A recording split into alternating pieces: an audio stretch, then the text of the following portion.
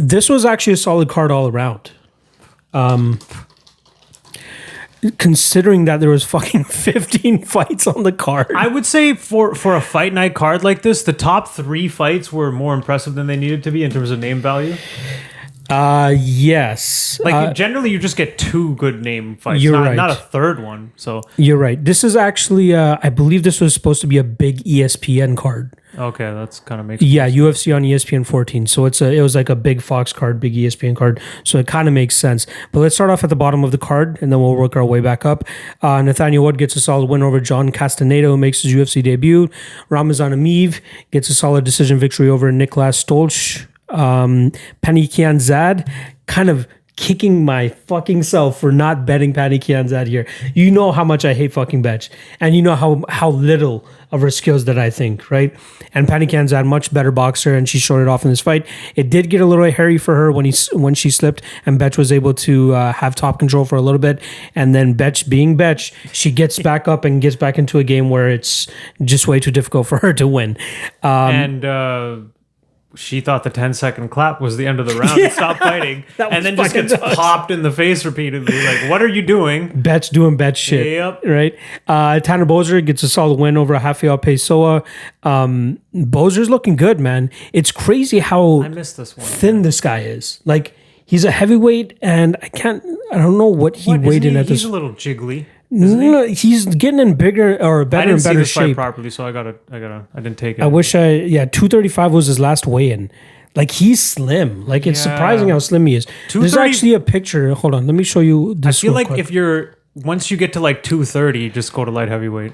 Yeah, that's the thing. But also, it's really working out for him in terms of like quickness and all that stuff, right? Look at it. This is him. Oh shit! He's much slimmer than beside his training partner, who's at middleweight. The fuck?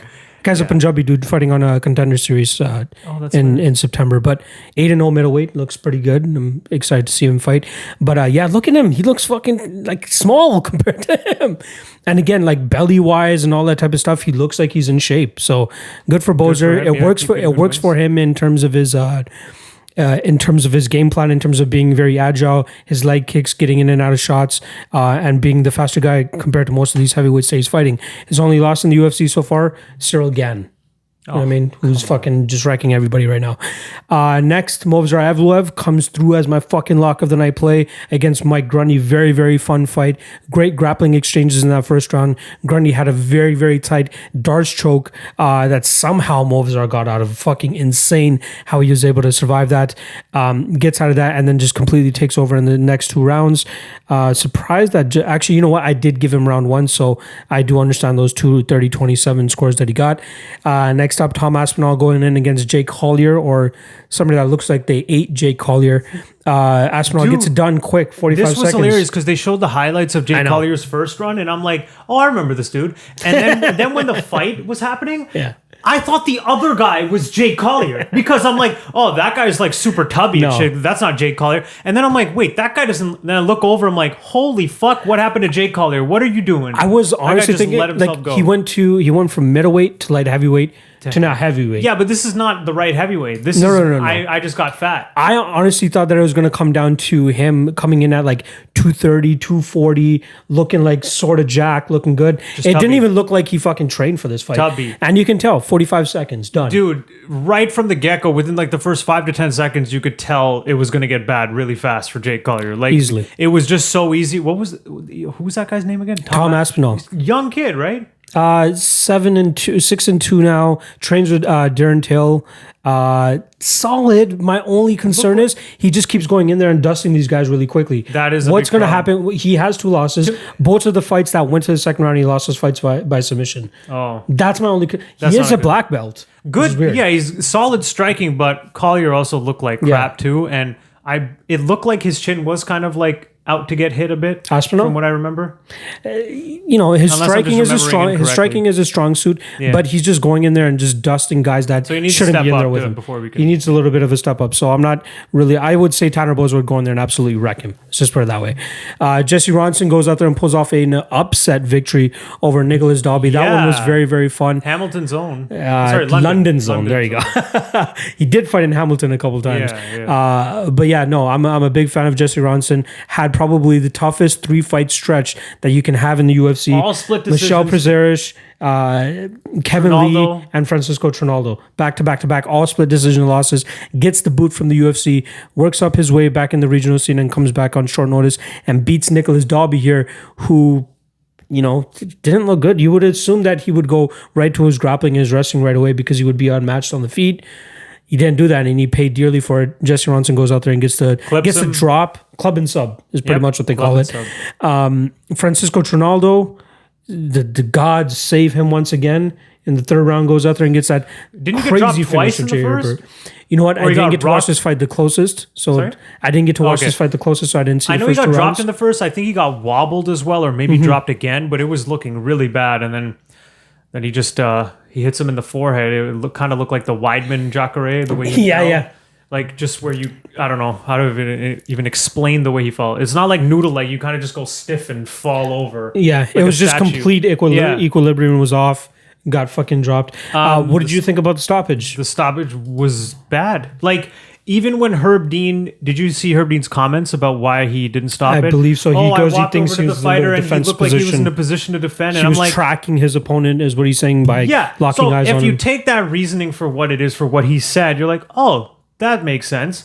But then when you listen to what he says and watch what's happening, you're like, these don't match. What you're saying is not true at all. When he walked over, Trinaldo hovered over him for a few seconds, ready to punch, waiting for Herb Dean, and the guy did not even try and put his legs up, go to guard, move. He literally just stayed like this, looking out of it. He had this the entire time, but that's not enough considering that you can still be moving, getting out of the way. He didn't even try and get guard. He wasn't moving his legs at all, and the way he fell, I thought it was pretty obvious the guy was out, and then he ate. And then even after that, like, maybe 1 or 2 punches, but he let him hit him like 4 times. I'm like, what the fuck are you waiting for? The guy was very concussed at that point too, so you gotta save him a little bit earlier. I would rather see. That's the thing. Would you rather have fights get stopped earlier or later? Because that's one trade-off you're gonna have to expect. When you look at the way he fell, and then even his body language when he's on the ground, I just don't see a justification for that. That is a stoppage. Like, you got to just stop it right away. If Francisco Trinaldo was like standing over him for a solid couple seconds. If you're hovering over the guy and the guy doesn't even try and block or move his legs or something, he's not even ready for the shot to come in. He's out. Right. He's out. He did kind of mess up the Bozer and Pessoa fight, that stoppage, because that's why Hardy. That's why Hardy really started to like get on him. He's like, that's twice you fucking did it. Yeah. The Pessoa one, I kind of get that as well too. Hardy is boys with Jay Herbert, or he knows him. They're both British fighters. Okay, they're both from fucking UK. I don't know if that played into it, but there could be a little bit of bias going there. Yeah. Hamzat Chimaev doing what he does versus Reese McKee going there. Minus 205 for the under 1.5. Give me all of that. Runs through him. Runs through Reese McKee. Pretty much does what he's supposed to do. I'm excited for this kid, man. Like, I'm not out there saying that, put him in the top 5 already. And some people are already complaining that he's not in the top 15. You don't deserve to be in the top 15 over wins over fucking Reese McKee, UFC debuter, and John Phillips last time around, right? I mean, you can't rank guys based off their potential and their skills. You need to rank them off of what they're doing inside the cage. He's going fast, though. He's taking no damage in 2 fights in 10 days. Good for him, but I mean, at the most, maybe another unranked guy, or like 13, 14, like someone like that in the ranking. Who is it? Brendan Allen is actually like throwing his name in the hat. He goes, I'll fucking take him on in September. He said 185. Yeah, that's the thing. Yeah, that's the thing. Yeah, no, I don't like just stay in your weight class. Stay at your weight class. Stay at your weight. Don't take these. It doesn't make any sense. Who is Brendan Allen in terms of a name? To decide, I'm going to fight at a different weight. He's a solid. Yeah, that's true. Yeah, that's true. It's not. The only reason he's calling him up is because he had his UFC debut at middleweight. That's the only issue. But it was short notice. What it is, what it is. I like his attitude though. This guy. He's dude, funny. I go in there, smash talks, everybody. Yeah. He has a personality. Too easy. UFC is too easy, and I like when people are like, "Oh, he's so cocky and arrogant." I'm like, he's clearly joking. Like, he's clearly fucking around. Do you not see his demeanor? He's playing it up. Yeah, he's just playing around. So I love him. I love the kid. How old is he though? Did you see what his age is? No. Let's get that before we move on. They're all so young now. I know. 26. Born in 94. Oh, that's fucking young, man. Insane. So he still has like considering he doesn't take any fucking damage, he could fight till he's 40 at this point.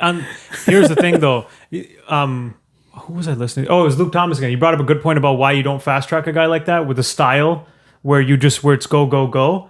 If you get a top guy too quick and they stop that style, it's a bad look. Like when you rely on just motor and go, go, go, and someone can stuff that. You got to wait until he fights somebody that can actually, stop a takedown. Get him to the third round, maybe. Get him to the third round, see what happens. Right, and see, you don't want to get like a top 5 and learn all these things then. So it does make sense. I like maybe a little slower or... I don't know. I like somebody with like you're saying, either 13 to 15 or somebody unranked. At least somebody established in the UFC that we know has decent grappling to at least give this guy some fits to see if he can overcome adversity.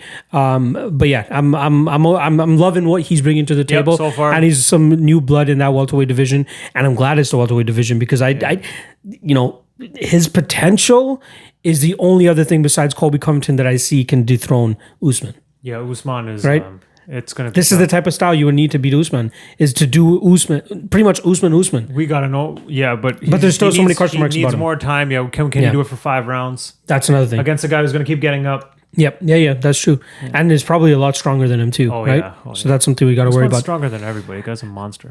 Cowboy Oliveira continuing to go out there and be underrated. I saw a lot of people out there on Peter Sabota. I was close to betting on Peter Sabota as an underdog too because really? Alex Oliveira is he's such a wild card. Like you don't know if you're going to get like what we saw that night or what we saw against Yancy Medeiros or what we saw against like all these other guys. He should have won a lot of the fights he lost. For sure. He's the Mike better Perry, fighter on paper, right? Should have definitely won the Mike Perry fight. Yeah, that's a tailor-made matchup for him, in my opinion. Yeah, I don't get it, but he said it was a lot of personal issues and stuff. And this one, he fought a lot more calculated. Like he just did his thing for 3 rounds. So I thought that was a good sign. His gas tank looked good, which is kind of a... Hopefully he doesn't go as wild because skill-wise, he's got it. He just fights stupid. Mm-hmm. So yeah, it was a solid win for him. Sabado's retired now, and hopefully kind of makes sense. Yeah, hopefully Oliver. Dude, he's been in the UFC for a long time, and he's only fought 4 times in the last 4 years or 5 years. And he had an initial run that he went like 0-3 on. Or something. He got caught, like 4 and then came 6. back. Yeah.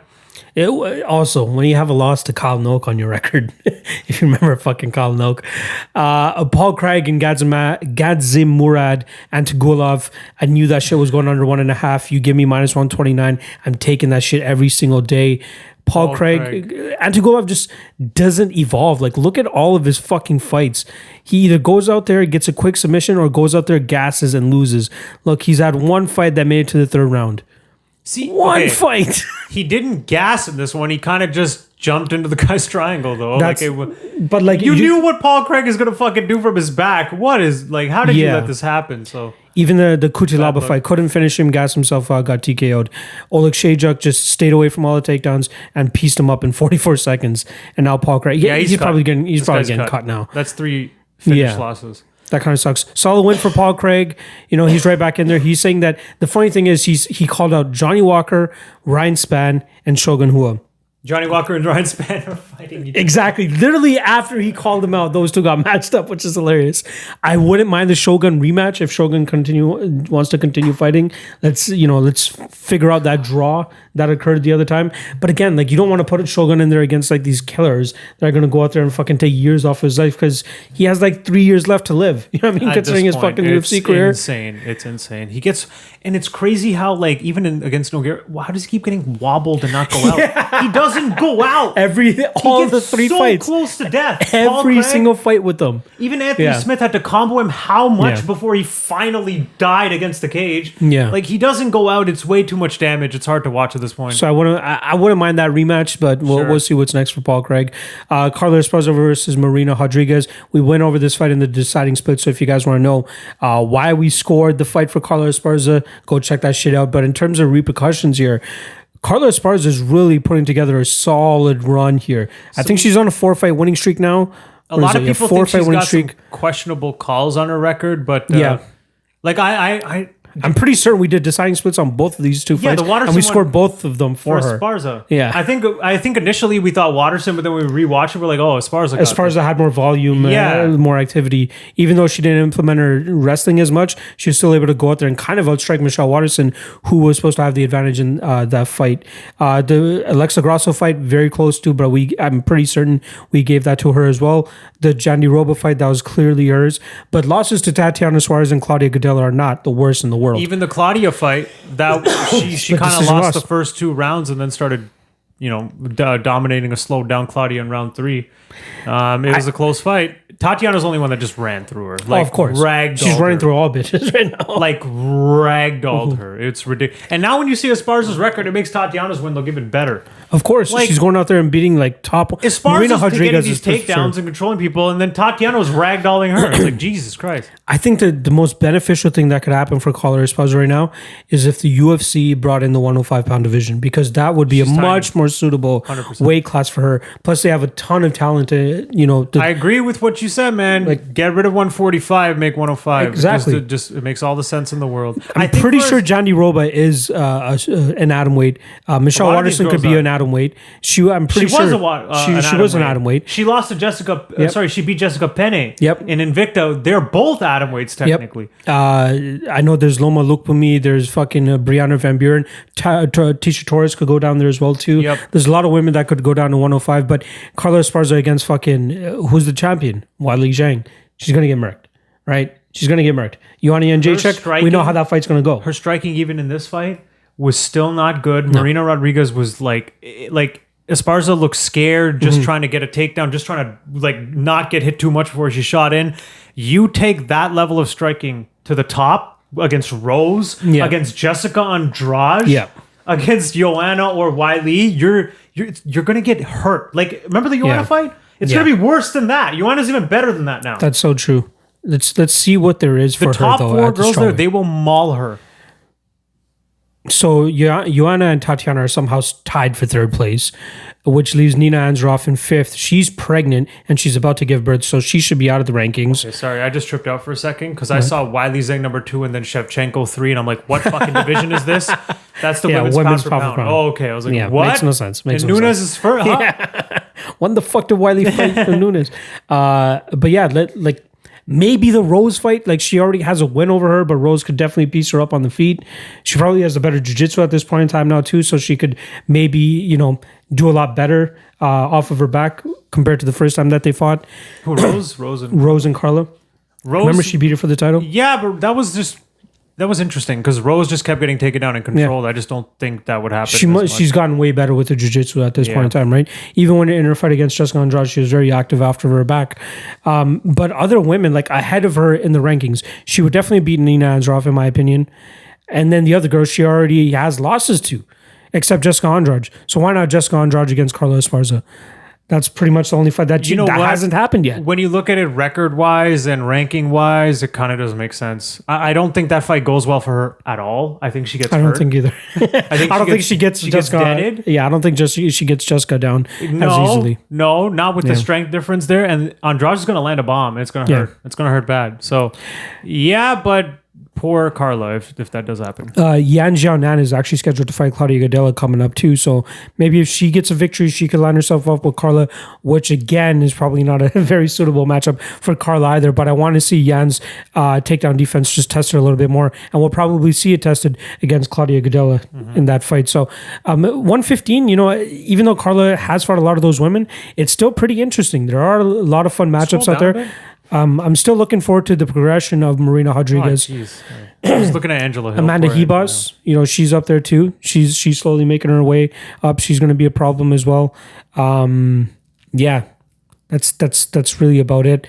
Rodriguez, we just need to see her make more improvements. Work on that takedown defense. If not the takedown defense, work on the jiu-jitsu, work on the reverses, work on the speed, the sweeps, work on her ability to get back to her feet, and it'll definitely be better. Verdum goes out there and springs the upset against Gustafsson. Yeah, seriously. Man, I wish I thought about this a little bit more. Like so do I. Right? Like definitely. You as shit as Verdum looked against Oleinik, he's still a high level grappler. Here's the thing though, right?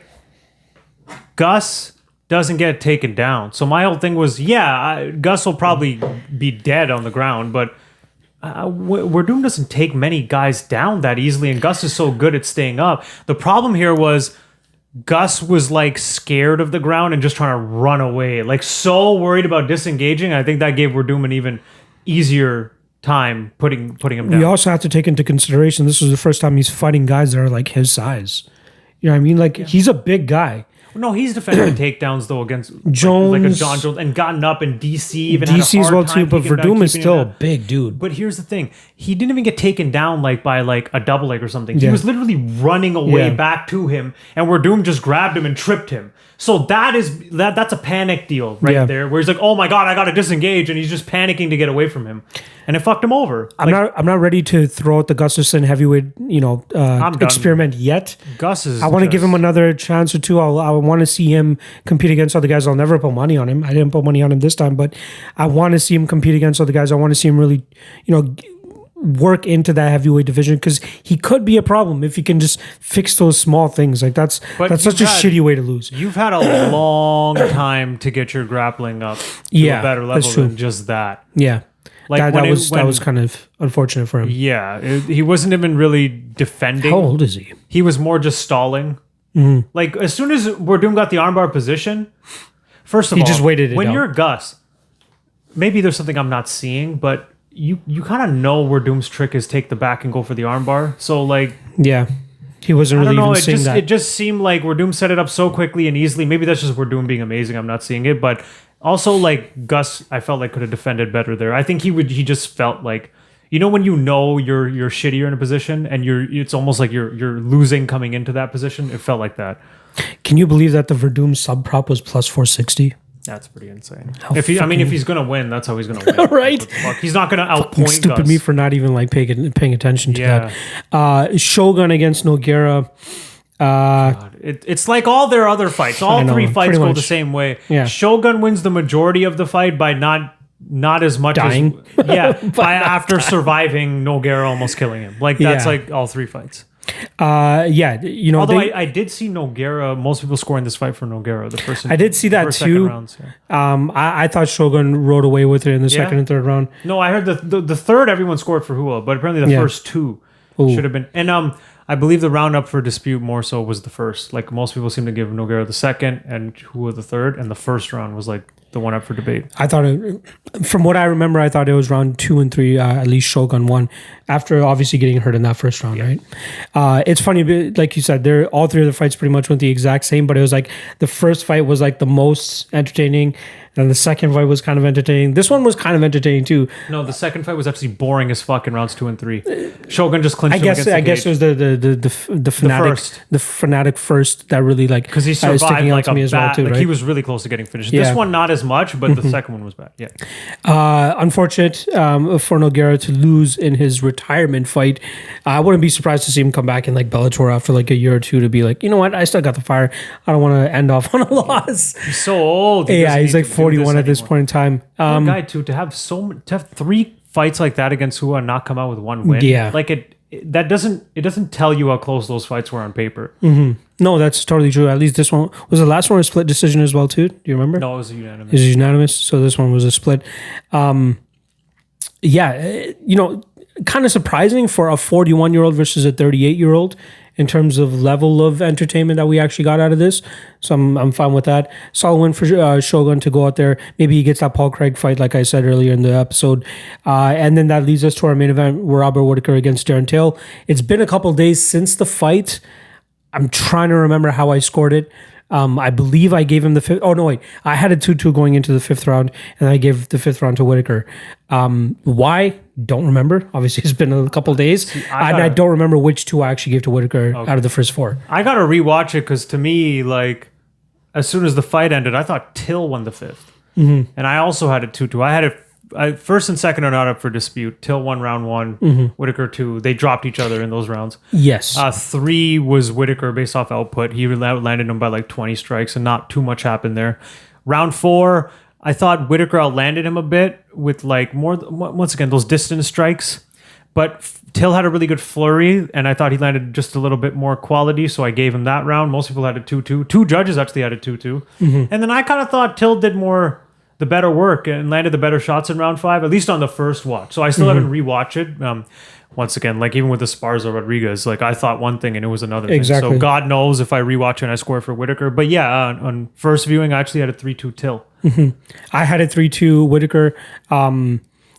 But it's a solid win for him to at least come back from that Izzy loss. You know what I mean? In terms of repercussions after this fight now, maybe he needs another win. Like I know what you're about to say because you said it to me after the fight was he doesn't really change. It's kind of the same thing. Like he just spams this blitzing combination. There was nothing in this fight to make it seem like he could beat Izzy though. It's just like he has this weird thing, where he blitzes with wild hooks, and he did that again in this fight until kind of easily got out of the way of it.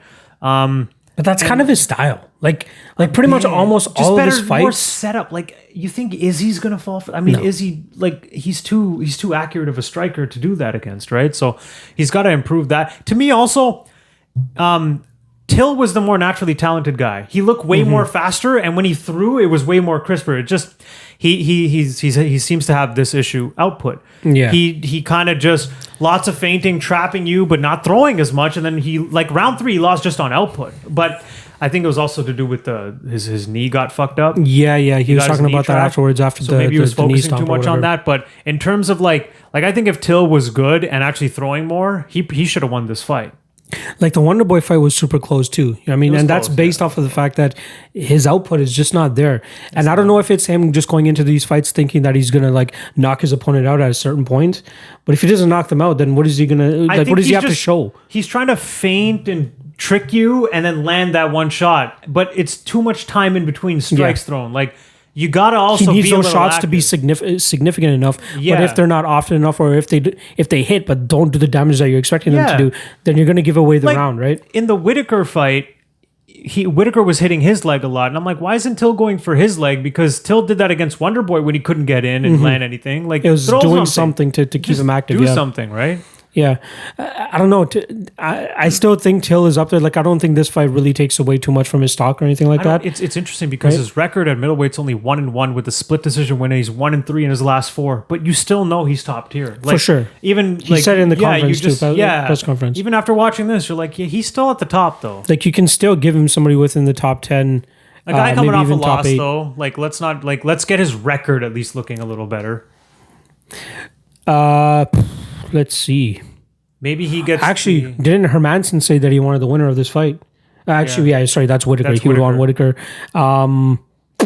Maybe the winner of this weekend, Brunson and Shahbazyan against Darren Till. I don't mind that at all. Right? I don't mind that at all. I think that's a solid fight because it seems like Cannonier should be getting the shot after Costa. If that's even going to happen, though... Like, you know how like flimsy they are with title shots and like promising guy shots. Not being a big name. And it's been a while since he's fucking fought. Yeah, he's older too. He's like 37, 30. He needs that shot. So I hope they look at his age and just give him the shot. Because Whittaker doesn't deserve it yet. Costa's already getting it. You got to go to Cannonier next. Right? So. When did Cannonier fight Hermanson? That was like in March. I feel like it was earlier than that. No, definitely not March. I feel like it was 2019. Oh, was it? Yeah, dude. Yeah, September 2019. Holy fuck. I thought it was way later than that. So Izzy and Paulo are scheduled to fight in September. So it's going to be a full year plus another 4 to 5, maybe even 6 months. He'd have to wait after that. That's one thing I hate. I hate when they give a challenger a title shot after he's coming off an injury and like a 1.5 year layoff. I hate that. It's too far. Always give him too a long. fight. No, I'm not saying give him number 3. Give him like number 8. But just give him something to get warmed up first. You can't jump into a title fight as a challenger after a long layoff. I hate that. Who could, like, I feel like Cannonier would want to stay active. If he wants to stay active, he should get the winner of Romero and Hall. Which is when? That's shortly, isn't it? Cannonier, wasn't it his pec that completely got shredded? Like he tore his pec or something? Yeah, he had a pretty significant injury. When are these guys scheduled to fight? Oh, is it even finalized yet? Oh, that's not official? Because that would suck if it's not official. I swear it was official. I guess not. Yeah, it's on Tapology. Confirmed upcoming about August 22nd, so just a month away. So I guess that's not too bad. Maybe fight in the end of year against Cannonier, give Izzy and Costa a little bit of time to actually sit back and chill out. Let's see how it all plays out. Yeah, so Till, what we were saying, but Till also who are we trying to match him up with? The thing Winner with Till, of Brunson and Shahbazyan. You kind of got to wait on that though. Till's got a trash knee. He's not going to be ready anytime soon. Yeah, that's true. Yeah, so you're right. By the time he comes back, we don't know where the division's going to be. So I think you just like... Yeah, you're right. He's going to be on a shelf for now. So what's next for Whittaker then? Jack Hermanson is probably the best bet. Yeah. Right, Jack Hermanson or... Don't tell me or. Or you actually do Cannonier coming back. Yeah. Hold on. Let's see if they actually have some information. Ready in the next 3 to 4 months, he deserves that fight over Hermanson. Hermanson should have to wait and get some other guy. You know what I mean? Cannonier beat him. You're right. When did he... February 14th, he announced he had a torn pec muscle. Okay. And out of action for 6 months. So what does that put him in August? So you should be ready for Whittaker. I think that's right. You know what? I think Hermanson can look for a different fight. Yep. Because Cannonier deserves that. Hermanson, winner of Brunson, Shahbazyan. I think it's very clear cut. The winner of Whittaker and Cannonier is like a clear number one contender. It doesn't get more obvious than that. I don't mind that at all. But it all comes down to whether the UFC actually promised him a title shot and timing. I'm glad that we finished with this fight because it leads us right to the next event. I don't want to get too far into it, but I do want to talk about the main event between Shahbazyan and Brunson. Ooh, Shahbazyan is next level, dude. Hey, man, Brad Tavares, a lot of people, he's kind of low-key, the gatekeeper of middleweight. Like, when you beat Brad Tavares, that's generally like, oh, that's a solid win. You're ready for the top guys. And for Shahbazyan to blitz and maul Brad Tavares the way he did...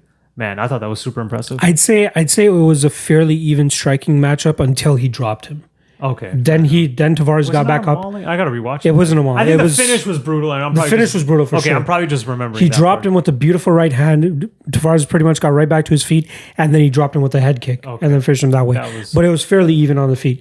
My concern here with Shahbazyan is I'm not totally on the train yet, and the fact that he's close to a minus 350 favorite over Derek Brunson right now is a little bit crazy. That's ridiculous. Let's go over his work right now. He's 22 years old. He's 22. Yeah, let's chill out a bit. So he's had one fight get out of the first round.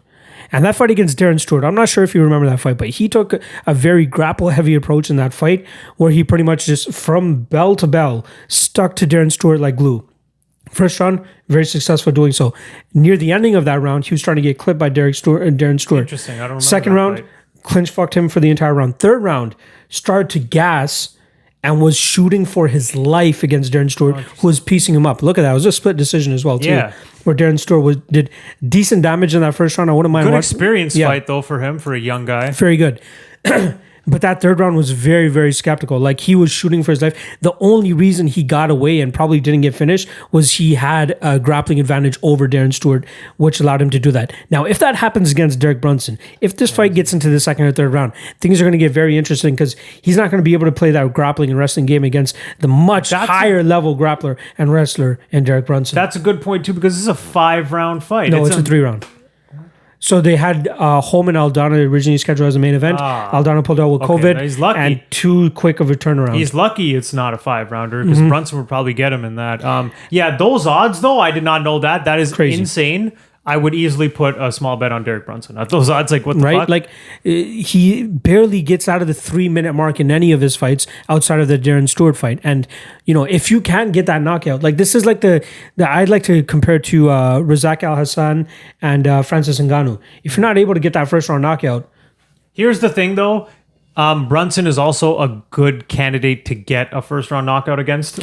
Correct. No, you're right. Like you're in terms of his striking style, it's a good matchup to make him look good too and say that he fought a grappler. But what if Brunson goes out there and grapple fucks him right from the bell? Exactly, because sometimes like what Brunson did to Lorenz Larkin, I can see that happening here where it's all desperation, just grappling, and just holding him down, blanketing him, like just not letting him get up, no striking, not even trying to have fun with it, just straight grappling him. And if Brunson watches the tape and sees this guy gassing, he might just go for him. Just fucking grapple him, drag him, squeeze him, just fucking clinch him against the cage. Stay at a range that you're not going to be able to get knocked out, and you should be fine, right? And Brunson's got those bombs too, where Shahbazyan's not going to rush him. Like you got to be very cautious of his left hook. He's very, very crisp with his striking. His striking is very good. I'll give him that. That's what impressed me about the Tavares like his 1-2 right down the middle is fucking fast. It's quick. It could definitely put out Brunson, but it's kind of I forgot there was another fighter in the past that we wanted to see this with, where it's like we want to see him go out there in the third round and get a solid finish at that point. Like piece somebody up for 2.5 rounds and then go out in the third and get the finish. I forgot who it was, but we were talking about the possibly Zabit. But I want to see him do well and then show that he has the cardio, show that the Darren Stewart fight was a little bit of an anomaly in terms of his cardio.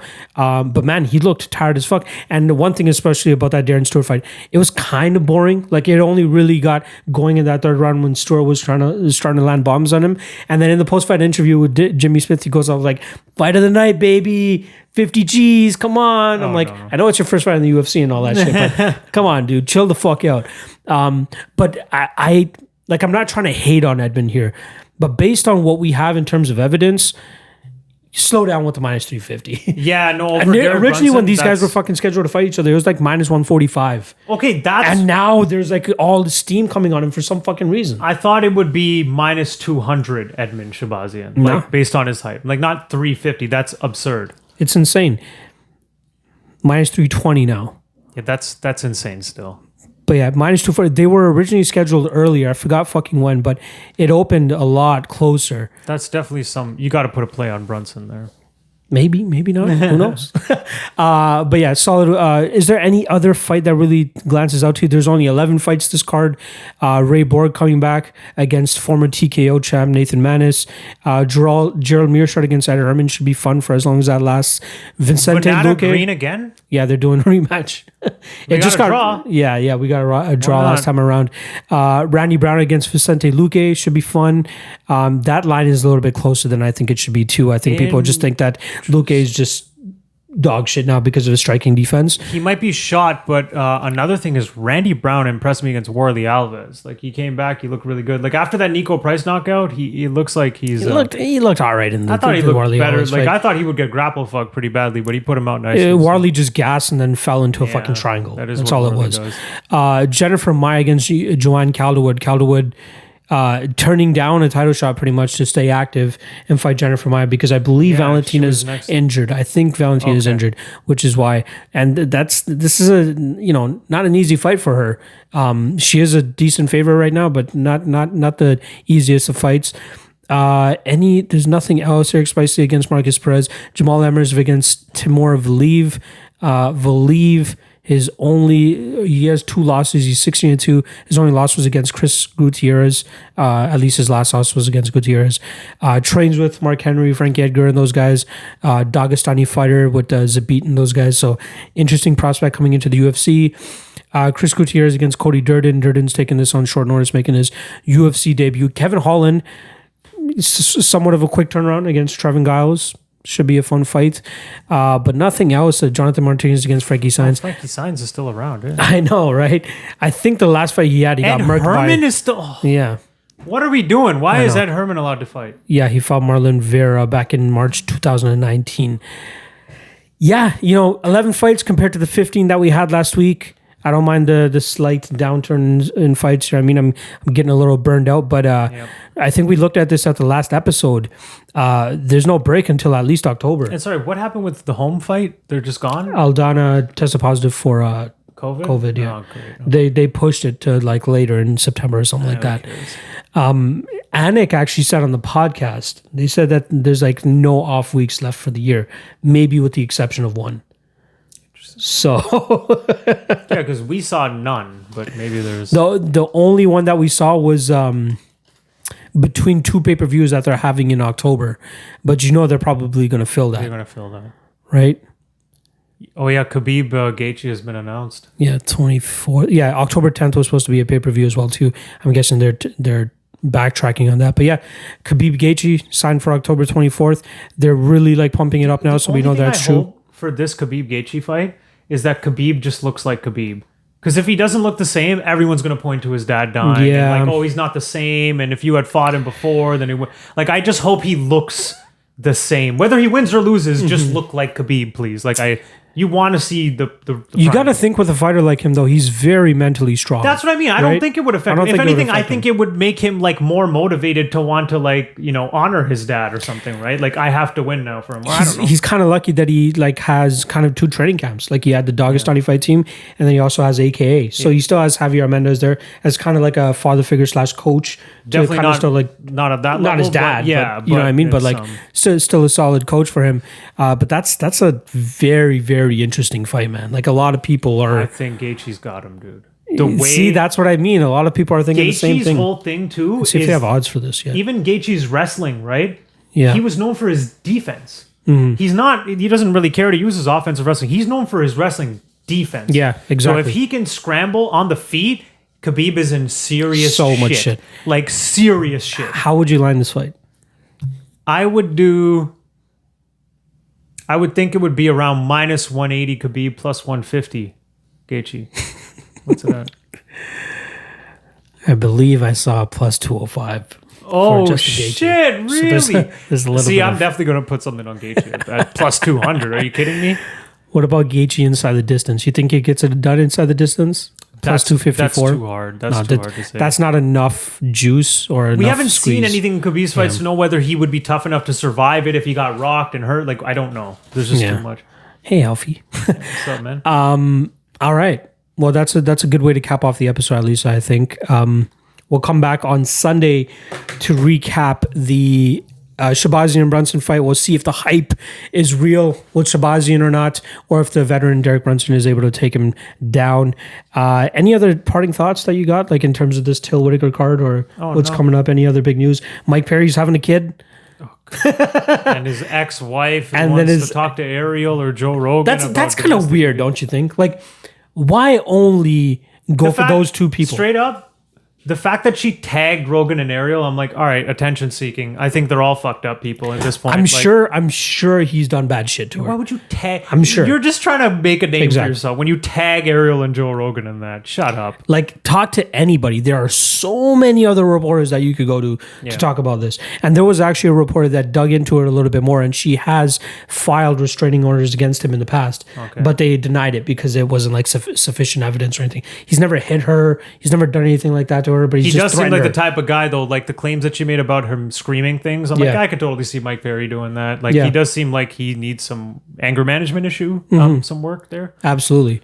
And it's just hilarious that she announces that, and then the next day he announces his fucking kid. But he's been with that girl for like 2 months. Like, it's just, I think that's a whole Jerry Springer shit show. That's a girl I think that's been coming in and out of his life for a while now. In terms of like when him and Platinum Princess were together initially, they broke up. And then I think he was with her, and then he went back to Platinum Princess. Then they got married. Then they fucking broke up and got divorced. Whatever, all that shit. It's like a Jerry Springer. It is absolutely a Jerry Springer fucking show.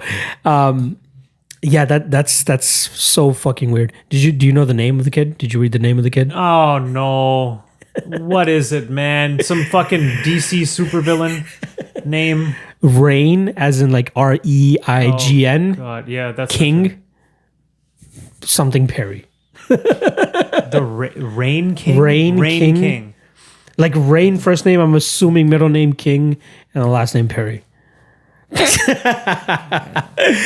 a good way to end off the episode. All right. Jesus. Make sure you guys go check out the Deciding Splits episode that we did on Carla Esparza and Marina Rodriguez. And yeah, that's about it. Hit subscribe, comment, like, do all that shit. We'll see you guys next week.